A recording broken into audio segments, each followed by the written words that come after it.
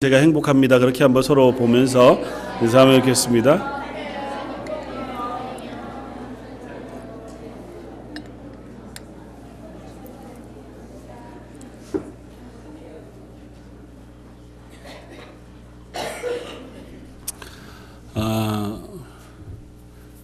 수미상관인가요? 1년을 처음 시작할 때 우리 작년을 마치고 올해 시작하는 첫 예배에서 은혜 아니면 그렇게 우리 당회원들하고 같이 찬양하고 시작했던 한 해가 마지막 날을 맞이해서 마지막 예배를 하나님께 드립니다. 또 말씀도 한 해를 시작하면서 우리가 올해 표로 일상의 삶 속에서 하나님과 동행하는 교회, 또 일상의 삶 속에서 하나님을 기뻐하는 교회, 하나님이 기뻐하시는 교회 되기를 사모하는 마음으로 말씀을 나누었었고, 창세기 5장에 있는 우리 에녹의 말씀을 따라서 그가 하나님과 동행했던 것처럼 2017년 한 해가 하나님과 동행하는 기쁨의 한 해가 되기를 그렇게 소망하면서 시작했습니다. 한 해를 마무리하면서 다시 한번 말씀을 되돌려 보려고 합니다. 지난 한 해가 하나님의 은혜 가운데에서 기뻐하며 살아간 한 해였는가? 그런 때도 분명히 있었을 것이고, 또 그렇게 애썼지만 때로는 그 하나님의 은혜에서 떨어져서 그 하나님의 기쁨이 되지 못한 때도 있었음을 고백합니다. 그러나 그 모든 과정에도 불구하고 지금 이 마지막 날 마지막 주일 예배에 우리가 나와서 예배할 수 있다고 하는 것은 하나님께서 여전히 저희를 사랑하시고 저희를 하나님의 은혜 가운데 놓으신 줄 믿습니다.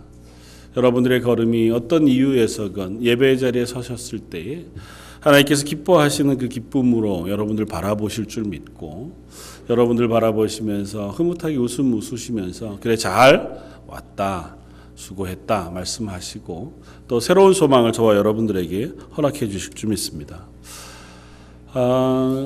학생 때 들었던 노래 중에서 찬송이나 찬양은 아니지만 해바라기라고 하는 그룹의 그대 내게 행복을 주는 사람이라고 하는 노래가 있었습니다. 아마 연배가 비슷한 분들은 대부분 기억을 하시리라고 생각을 한 가사 내용이 사실은 찬양으로 불러도 손색이 없겠다 싶어요. 그러니까 그 그대를 내 사랑하는 누구 사람이 아니라 내 사랑하시는 하나님으로 치환하면 그 고백이 참 믿음의 고백이 되는 것 같아요.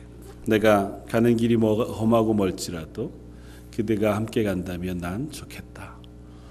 그날이 웃음이 웃는 날이거나 혹은 거칠고 힘겨운 날이어도 그대가 나와 함께 있기만 하다면 그대로 인해서 내가 행복하다. 그대가 내게 행복을 주는 사람이 된다. 하나님이 내게 행복을 주시는 분이 되십니다. 그렇게 고백하는 고백이 저와 여러분들의 고백이었으면 좋겠습니다. 분명히 우리의 길을 걷는 걸음은 여전히 이 땅에 발을 디디고 있기 때문에 우리의 삶이 항상 기쁨으로만 가득할 수도 없고 또 늘 힘있고 담대하게만 걸을 수도 없을 겁니다. 그렇다고 해서 늘 지치고 힘겹기만 한 것도 아니고 늘 어려운 문제만을 만나는 것도 아닐 겁니다. 분명한 것은 그 모든 걸음에 임마누엘로 우리와 함께 하시겠다고 약속하신 하나님이 우리와 함께 하고 계시다는 사실인 줄 믿습니다. 그것이 우리의 기쁨의 이유가 되어졌으면 좋겠고, 또 그 이유로 인해서 우리도 하나님 앞에서 기쁨으로 살아가되 그 하나님의 기쁨이 되는 그러한 삶을 살아갈 수 있는 저와 여러분들 되시기를 축원합니다. 오늘 다시 한번 에녹의 삶을 생각해 보면서 우리의 삶이 어떻게 하나님을 기뻐하면서 살고 하나님의 기쁨이 될 수 있는가를 우리가 묵상해 보면서 한 해를 마무리하고 새로운 한 해를 또 준비할 수 있었으면 좋겠다 생각이 되었습니다. 히브리서 11장 말씀 가운데에서 우리에게 들려주는 믿음의 사람들 이야기를 우리는 읽습니다. 그 가운데에서 창세기 5장에 나왔던 에녹의 이야기를 오늘 히브리서 11장은 이렇게 우리에게 들려줍니다. 5절에 믿음으로 에녹은 죽음을 보지 않고 옮겨졌으니 하나님이 그를 옮기심으로 다시 보이지 아니하였느니라. 그는 옮겨지기 전에 하나님을 기쁘시게 하는 자라 하는 증거를 받았느니라. 에녹이라는 사람의 이야기를 하면서 에녹이 믿음으로 살았다고 선언하고 그 믿음으로 인하여 하나님께서 그를 죽음을 보지 않고 영화로운 하나님의 나라로 옮기셨다고 하는 선언을 합니다. 그리고 그것이 바로 하나님이 그의 믿음을 받으셨다고 하는 증거다라고 설명하면서 그 말미에 에녹은 이 땅 가운데서 이미 하나님을 기쁘시게 하는 자라고 하는 증거를 받았다. 그렇게 선언합니다. 그러니까 에녹의 삶이 하나님을 기쁘시게 하는 삶이었다는 거죠. 그러면서 뒤이어서 믿음이 없이는 기쁘시게 못하나니라고 하는 선언을 합니다. 그러니까 하나님을 기쁘시게 하는 그 가장 중요한 핵심이 되는 것은 다름이 아니라 믿음이라는 것이다. 그래서 히브리서 11장은 처음부터 끝까지 믿음에 대한 이야기를 우리에게 들려줘요. 오늘 그 이야기를 따라가고자 합니다. 히브리서가 우리에게 선포하고 있고 또 우리의 앞선 삶을 살아가면서 하나님을 기쁘시게 하는 사람이라고 하는 증거를 얻었던 에녹 그리고 믿음의 사람들의 본을 우리가 배우면서 우리의 삶도 하나님을 기쁘시게 하는 삶 살고 싶습니다. 우리의 삶이 하나님을 기쁘시게 하는 삶을 살게 해주십시오. 그렇게 생각할 수 있고 고백할 수 있으면 좋겠다 생각이 돼요. 히브리서 11장은 그래서 이렇게 시작을 합니다. 믿음은 바라는 것들의 실상이요 보이지 않는 것들의 증거다. 그러니까 먼저 믿음이 뭐냐라고 하는 것을 나름대로 정의하고 히브리서 11장을 시작하고자 합니다. 근데 사실은 모호해요. 제가 이 본문으로도 설교를 몇 번 했었기 때문에 함께 나누었던 기억들이 있습니다. 그러나 믿음은 바라는 것들의 실상이라고 선언하는 것은 무슨 얘기인지는 대충 알겠지만 그래도 명확하게 뭘까요? 이렇게 생각되어질 본문이기도 합니다. 단순하게 정의를 하려고 해요. 믿음은 바라는 것들 그것을 지금 현재 실제로 드러나게 하는 것이다. 이렇게 이해하면 제일 좋을 것 같고 하나 우리가 고민할 것은 성경이 바라는 것들 소망이라고 하는 것을 사용해서 우리에게 말하고 있을 때 그 소망은 그냥 우리가 내년에는 이런 일들이 있었으면 좋겠다. 내년에 이런 문제가 풀렸으면 좋겠다 하는 소망을 이야기하지 않는다는 것입니다. 성경에서 바라는 것, 소망이라고 하는 단어가 쓰여질 때 특별히 여기에 쓰여진 히포스타시스라고 하는 헬라어가 쓰여질 때에는 항상 예외 없이 하나님의 언약이라고 하는 것과 연결되어져서 쓰여집니다. 그러니까 성경에서 소망은 하나님의 약속과 연결되어진 거예요.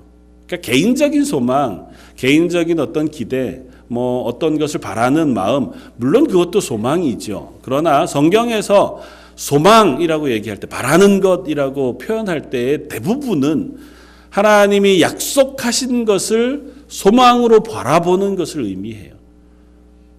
구약의 이스라엘 백성이 광야 가운데 있을 때에 하나님이 약속하셨던 가나안 땅에 들어가 안식을 얻을 것이다 라고 하는 약속, 그것이 그들의 소망으로 붙잡았던 소망이었고 바벨론에 포로되어졌을 때 70년 기한이 차면 너희를 다시 본토 고향으로 돌려보내어 그곳에서 하나님께서 다시 너희를 회복하실 것이다 고 하는 하나님의 언약이 소망이 되었습니다. 내가 때가 차면 하나님의 구원자 메시아를 너희에게 보내어 너희를 구원하실 것이다 고 하는 언약이 소망이 되어서 그 소망을 붙잡고 이스라엘 사람들이 살았습니다. 신약의 교회들인 저와 여러분들도 마찬가지죠. 임마누엘, 하나님께서 세상 끝날까지 내가 너와 함께 할 것이다 하고 약속하신 그 약속이 우리의 소망이 되는 줄 믿습니다. 내가 어떤 길을 걷더라도, 내가 어떤 상황 속에 있더라도 하나님이 하신 약속은 분명합니다. 그래서 그 약속이 내게 소망이 됩니다.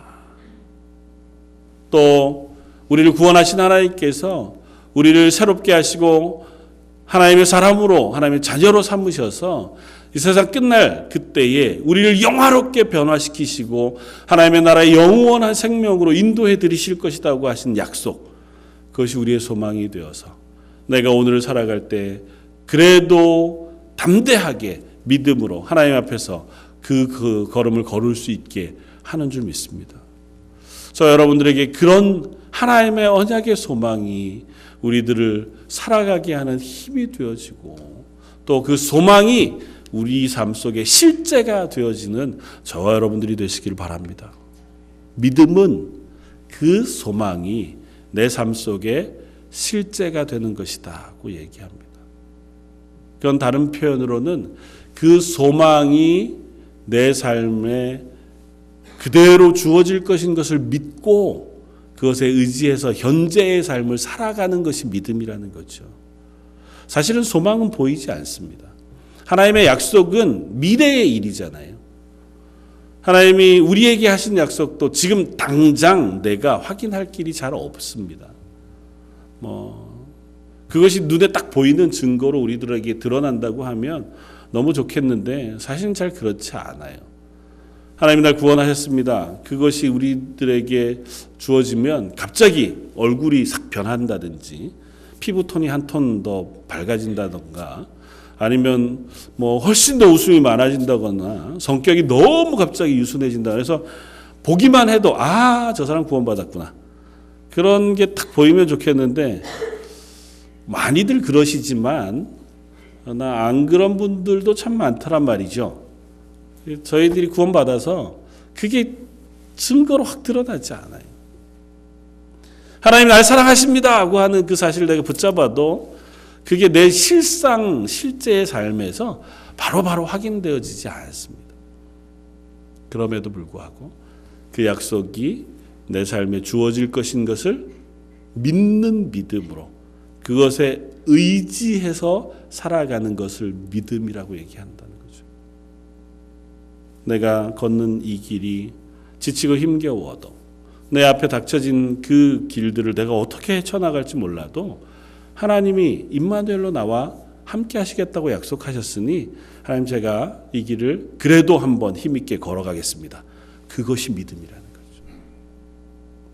하나님 내게 약속하신 약속의 소망이 있으니 내가 이 땅을 살아갈 때 내 욕심만을 따라서 살지 않고 하나님이 주신 그 부르심과 소명을 따라서 제가 그 일을 위하여 힘있게 걸어가겠습니다. 그걸 믿음이라고 표현한다.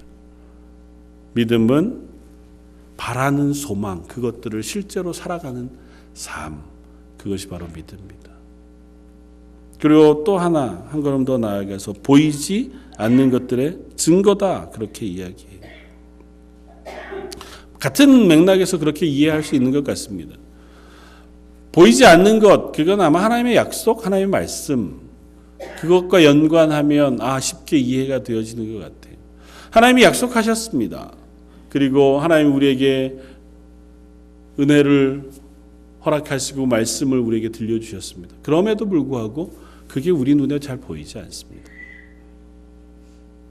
바라는 소망처럼 그것 역시 눈에 보이지 않지만 그러나 그 보이지 않는 것들을 우리의 삶에서 증명하면서 살아내는 것, 그것을 믿음이라고 고백한다는 거죠.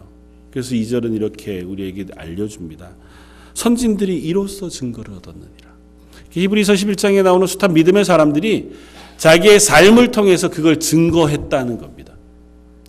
하나님의 말씀은 보이지 않잖아요. 하나님의 약속은 보이지 않습니다. 그런데 뭘 보면 하나님의 약속이 진짜인 줄 아냐 하면 이 믿음의 사람들의 삶을 보면 그 하나님의 약속이 진짜구나. 그 하나님의 약속은 사실이구나. 그 하는 사실을 알 수 있도록 그들의 삶이 그걸 증명해낸다는 거죠. 우리가 오늘 읽은 본문 뒤에 나오는 믿음으로 7절 노아는 아직 보이지 않는 일에 경고하심을 받아 경외함으로 방주를 준비하여 그 집을 구원하였으니 이로 말미암아 세상을 정죄하고 믿음을 따르는 의의 상속자가 되었느니라. 노아라고 하는 사람은 하나님이 약속하신 약속을 믿었습니다. 그리고 하나님이 명령하신 명령에 믿음으로 순종했습니다. 언제일지 모르는 그날 하나님께서 이 땅을 물로 심판하실 것이다라고 말씀하셨고 노아는 그것을 두려움으로 믿었습니다. 그리고 하나님이 그날을 준비해라 하고 하시는 배를 만들려고 하는 그 명령을 순종했습니다. 마른 하늘에 아직도 언제가 될지 모르는 그리고 그 큰 배를 지라고 하는 그 명령에 순종했어요. 그리고 그것이 결국은 하나님의 약속과 명령이 사실이라는 것을 증명하는 증거가 되었습니다. 저 여러분들을 향해서도 하나님 그렇게 말씀하시는 줄 믿습니다. 너희의 삶이 하나님의 말씀과 살아계심을 증거하는 증인이 되기를 바란다. 믿음으로 산다는 삶은 그렇게 하나님의 약속을 붙잡고 그것을 현재의 삶에서 살아내므로 그 하나님이 살아계시다는 것을 증명하는 삶이다. 그 하는 사실을 우리에게 들려줍니다. 그리고 그것은 조금 앞에 있는 히브리서 10장의 마지막에서 우리들에게 그 반대의 모습을 들려주는 것으로 조금 더 분명하게 얘기해요. 히브리서 10장 마지막 38절 39절은 우리에게 이렇게 들려줍니다. 나의 의인은 믿음으로 말미암아 살리라. 또한 뒤로 물러가면 내 마음이 그를 기뻐하지 아니하리라 하셨느니라. 우리는 뒤로 물러가 멸망할 자가 아니요 오직 영혼을 구원함에 이르는 믿음을 가진 자니라. 그러니까 의인은 믿음으로 말미암아 하나님을 기쁘시게 하는 사람이다. 그러나 만약에 뒤로 물러가면 그 사람은 하나님을 기쁘시게 할 수 없다. 그러나 우리는 뒤로 물러가 멸망할 자가 아니라 믿음으로 하나님을 기쁘시게 하는 사람들이다고 편지합니다. 근데 이 본문은 성경을 이렇게 쭉 보시면 이렇게 구약에서 인용해 놓은 말씀인 것을 표시해 놓았습니다. 하박국서 2장 3절 4절 말씀을 그대로 인용해 놓은 말씀이거든요. 근데 하박국서 2장 4절은 똑같지는 않아요.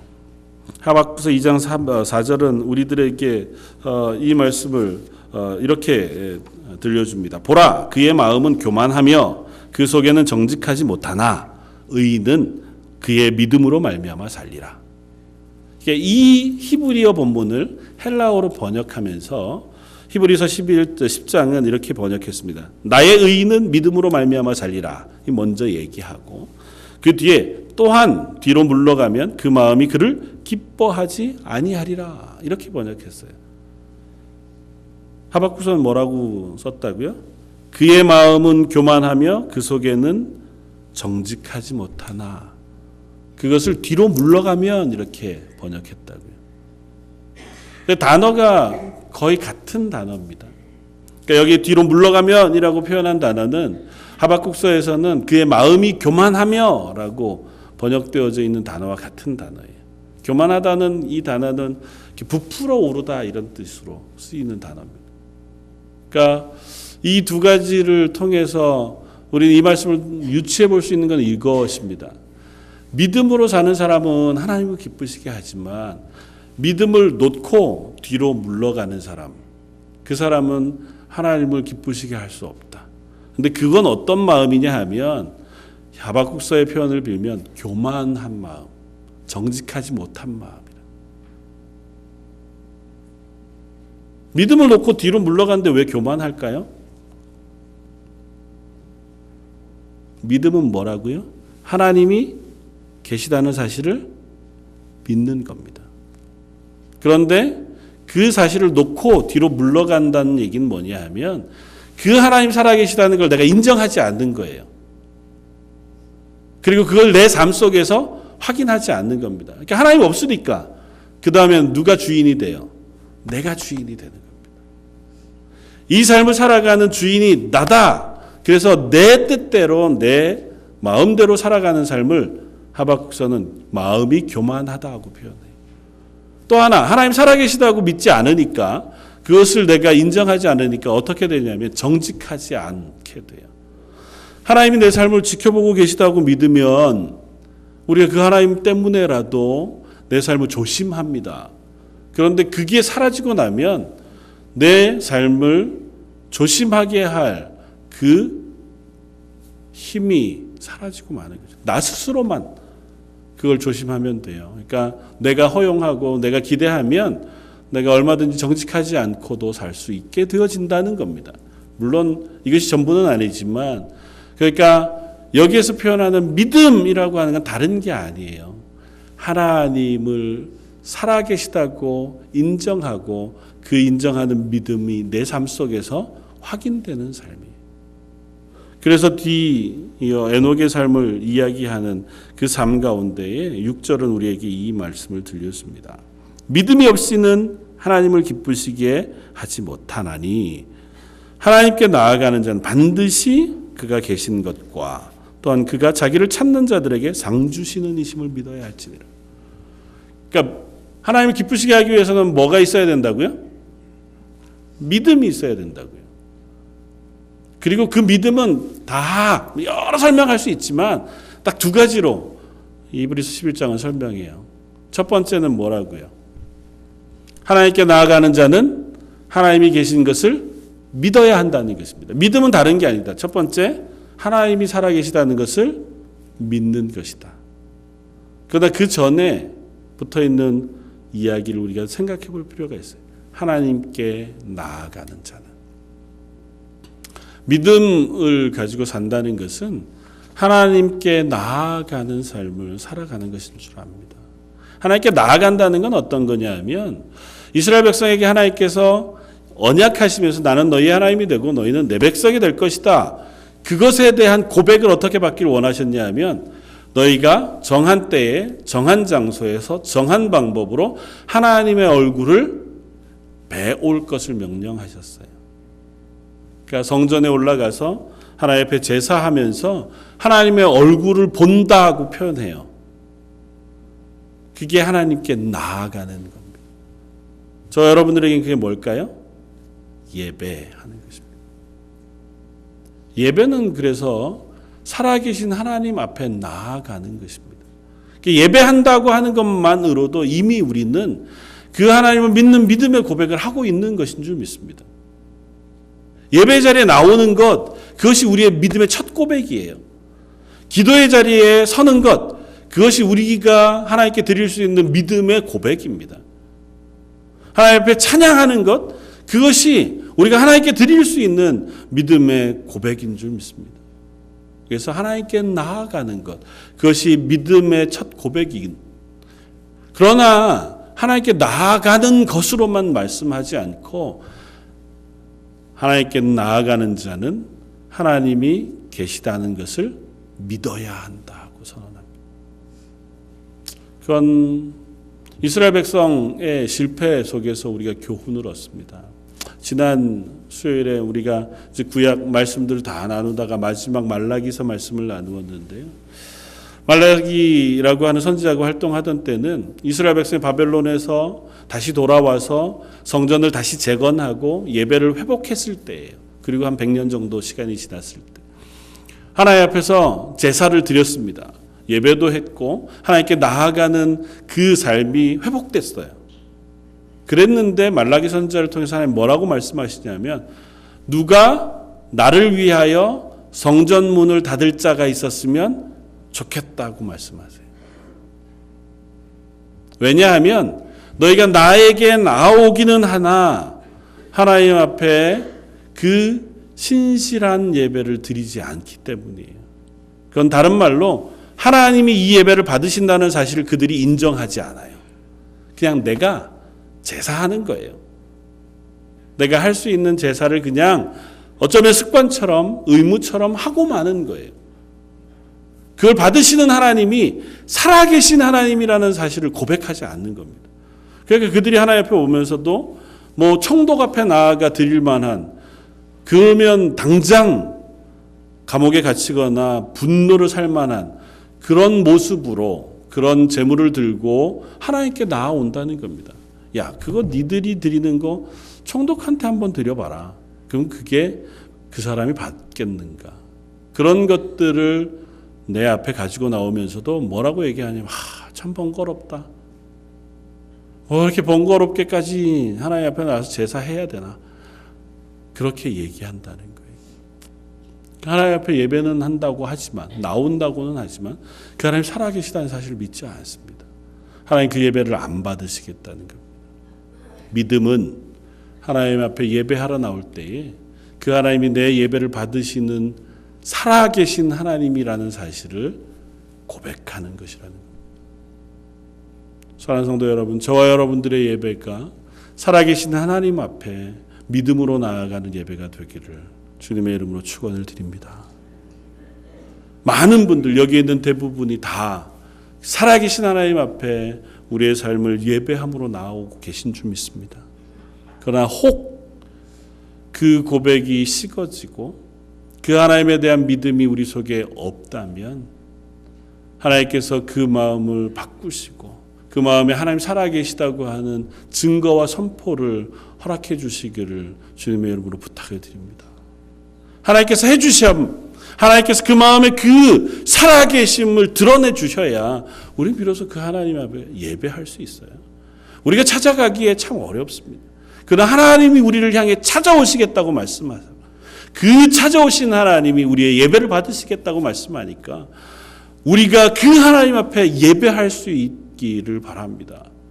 그런 자세로 예배 시간에 나올 때마다, 기도의 자리에 설 때마다 내 예배를 받으시는 분이 전능하신 하나님이신 줄 알고 그 하나님 앞에 설 수 있는 그 마음과 자세를 가지고 예배하는 저희 런던 제일장로교회가 되길 바랍니다.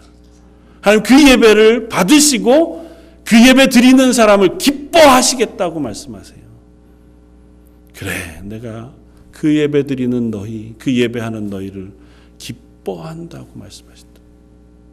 그리고 기대하기는 우리 서로가 함께 저희 런던 제일장로교회에서 드려지는 예배가 하나님 기뻐하시는 예배가 되게 해주십시오. 간절히 소망함으로 기도할 수 있기를 원합니다.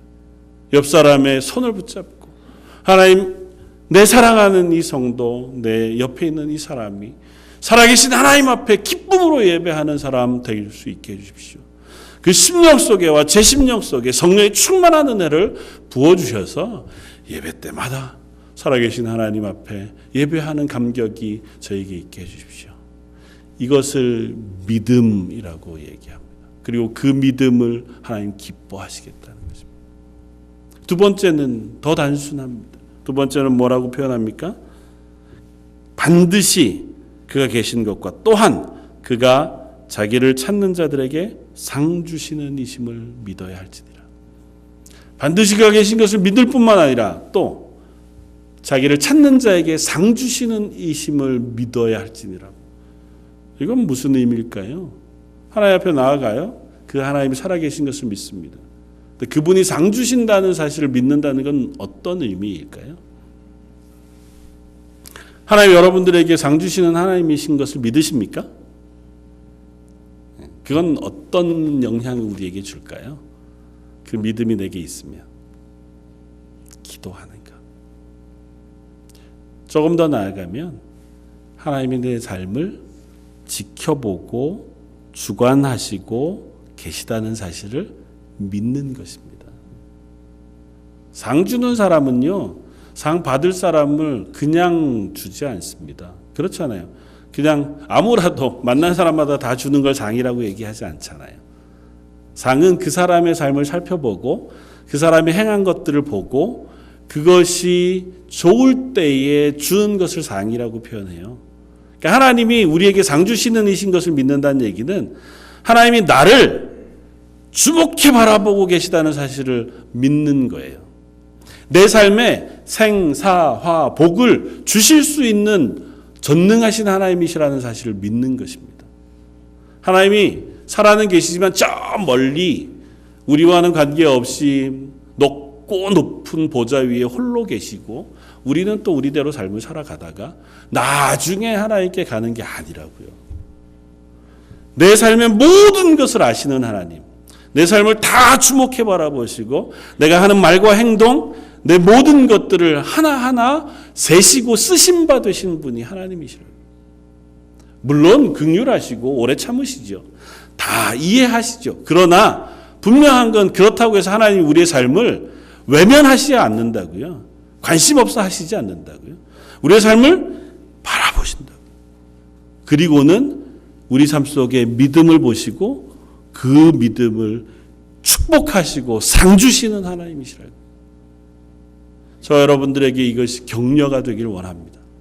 이 땅 가운데 맞아, 내가 하나님 앞에 사는 삶을 살아야지. 그 하나님을 의지해서 하나님과 동행하면서 이 땅 가운데 살아가겠습니다. 다짐할 때 하나님 저와 여러분들에게 분명히 상 주시고 복 주시는 하나님이신 줄 믿습니다. 우리가 걷는 걸음 위에 하나님의 은혜는 늘상 준비되어져 있습니다. 그 하나님을 믿기만 하면, 그리고 그 하나님이 있다고 믿고 내 삶을 주관하신다고 믿고 내 삶을 그 하나님 앞에 걷기 시작하면 하나님은 우리 중심을 하셔서 우리 가운데 하나님의 은혜와 복을 부으시기를 기뻐하시는 하나님이신 줄 믿습니다. 그리고 그렇게 사는 사람을 그냥 복 주시고 끝나는 게 아니고요, 상 주시고 끝나는 게 아니고 그것을 하나님이 기뻐하신다고 말씀하세요. 스바냐서의 선지자의 고백처럼 하나님 우리 때문에 기쁨을 이기지 못하신다고 표현한다. 하나님 우리를 상 주시고 복 주시고 사랑으로 은혜로 부어주시고는 그것 때문에 너무 기뻐하신다고요.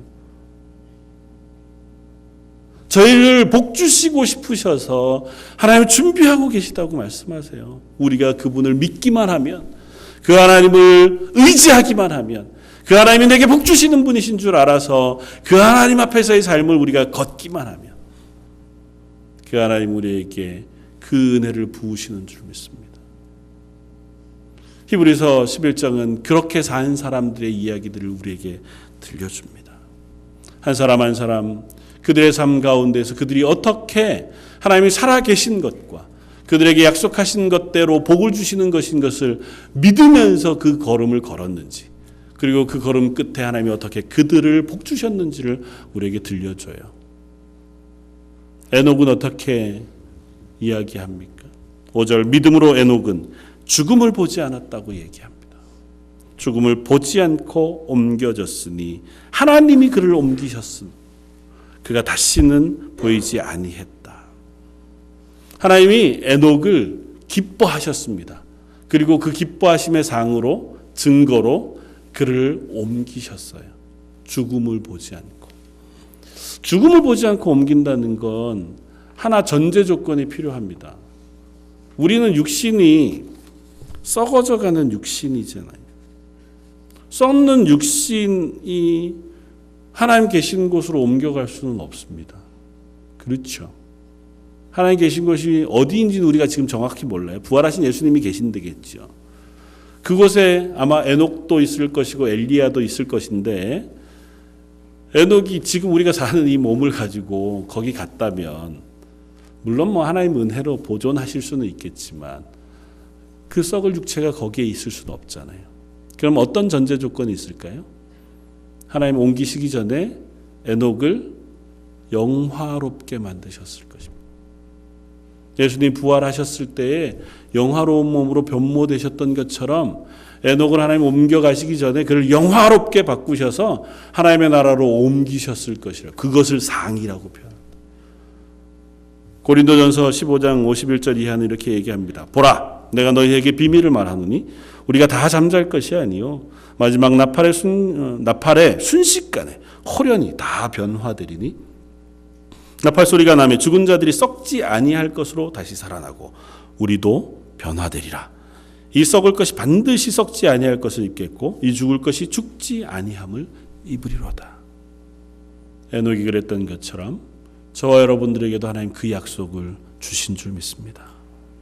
우리가 믿음으로 살면 우리의 육체를 썩지 아니할 것으로 영화로운 몸으로 변모시켜 주시고 그 몸으로 영광스러운 하나님의 영원한 생명을 약속해 주셨다는 것입니다.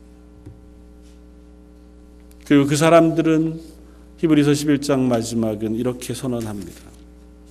이런 사람은 세상이 감당치 못한. 세상은 여전히 우리가 살아갈 때에 아직 하나님의 나라의 영광 가운데 변모된 채로 살지 못해서 또 어떤 이들은 조롱과 채찍뿐 아니라 결박과 옥에 갇히는 시련도 받았으며 돌로 치는 것과 톱으로 켜는 것과 시험과 칼로 죽임을 당하고 양과 염소의 가죽을 입고 유리하며 궁핍과 환난과 학대를 받았다고 얘기합니다. 그러나 이런 사람은 세상이 감당하지 못하느니라. 왜요? 그들은 이미 소망 가운데 믿음으로 그 삶을 살아가고 있기 때문에. 이 땅은 여전히 우리에게 동일한 모습으로 다가오지만 그러나 우리는 그 위에 하나님이 계신 것을 믿고 하나님이 우리에게 상 주시는 이신 줄을 믿어서 그 하나님 앞에 삶을 살아가기 때문에 세상이 우리를 감당할 수 없게 되어지는 줄 믿습니다. 저 여러분들의 2018년이 그 믿음의 걸음 걷는 한 해가 되기를 바랍니다. 세상이 감당하지 못할 만큼 담대하게 내가 어떤 일이 와도 난 하나님을 의지해서 하나님과 함께 이 길을 걸을 거야.